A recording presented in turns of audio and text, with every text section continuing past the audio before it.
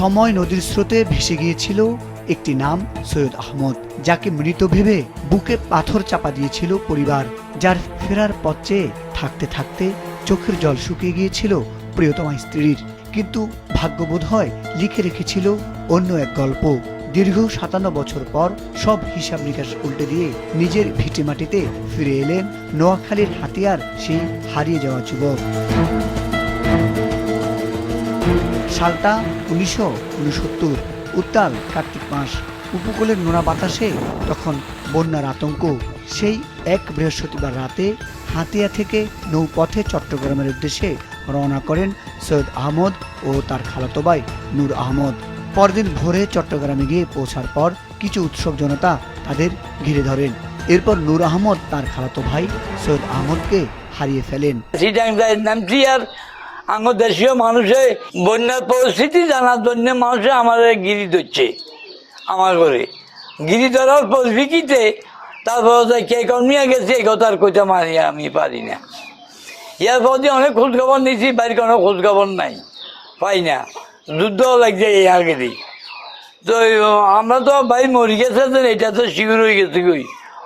আমার ভাই যা আল্লাহ মাথায় রেখেছে, বাইরে আল্লাহ আনছে, আল্লাহ দরবার সকরিয়া, আল্লাহ দরবার আমরা করছি।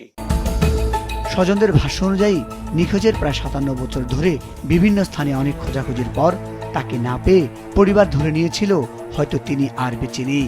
তখন তার স্ত্রী সামনা খাতুনের কোল জুড়ে ছোট্ট শিশু সন্তান আকরাম। বাবার মুখ না দেখেই বড় হওয়া সেই আকরামের বয়স এখন ৫৩ বছর। যে পিতাকে তিনি কেবল কল্পনায় এঁকেছেন, আজ সেই রক্তমাংসের পিতাকে চোখের সামনে দেখে বাকরুদ্ধ তিনি। আমার বাপারে ভাই আমি খুশি হয়েছি, আল্লাহর কাছে হাজার হাজার দোয়া চাই, নামাজ দোয়া করতেছি আল্লাহ দিয়ে যে আমার বাপারে আইসি এত বছর আরে কেউ বাপ হারাইলে ফানা যাক আমার আল্লাহ মিলেছি। ৫৭ বছরের দীর্ঘ যাযাবর জীবনে সৈয়দ আহমদ কাটিয়েছেন আজমির শরীফ সহ ভারতের নানা প্রান্তে। বার্ধক্য তাকে নই দিয়েছে, গলার অপারেশনে হারিয়েছেন স্বাভাবিক কণ্ঠস্বর, কিন্তু হারাননি নিজের ঠিকানা। সম্প্রতি ভারতের হাওড়া স্টেশন এলাকায় দুষ্কৃতকারীদের কবলে পড়ে সর্বস্ব হারান তিনি।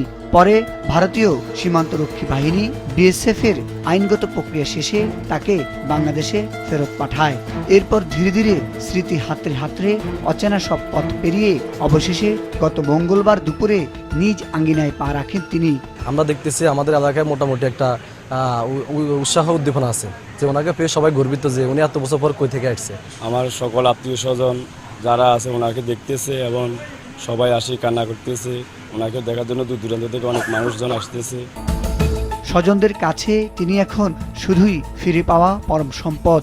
পুলিশ প্রশাসনও বলছে এই নাটকীয় প্রত্যাবর্তনে যে কোনো মানবিক সহায়তার পাশে থাকবে তারা। ফিরে আসার পর থেকে তাকে দেখার জন্য লোকজন আসছে, পরিবারের মধ্যে বিভিন্ন ধরনের কৌতূহল তৈরি হয়েছে।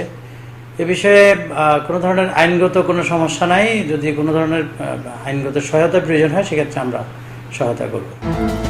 যে মানুষটিকে সময়ের ধুলোবালি মৃত ঘোষণা করেছিল তিনি আজ এক জীবন্ত বিস্ময়। হাতিয়ার এমপিরপুল এলাকায় এখন উৎসবের মেজাজ, কারণ এই গল্প কোনো সেলুলয়েডে নয়, এটি এক হার না মানা মানুষের আপন ঠিকানায় প্রত্যাবর্তনের গল্প।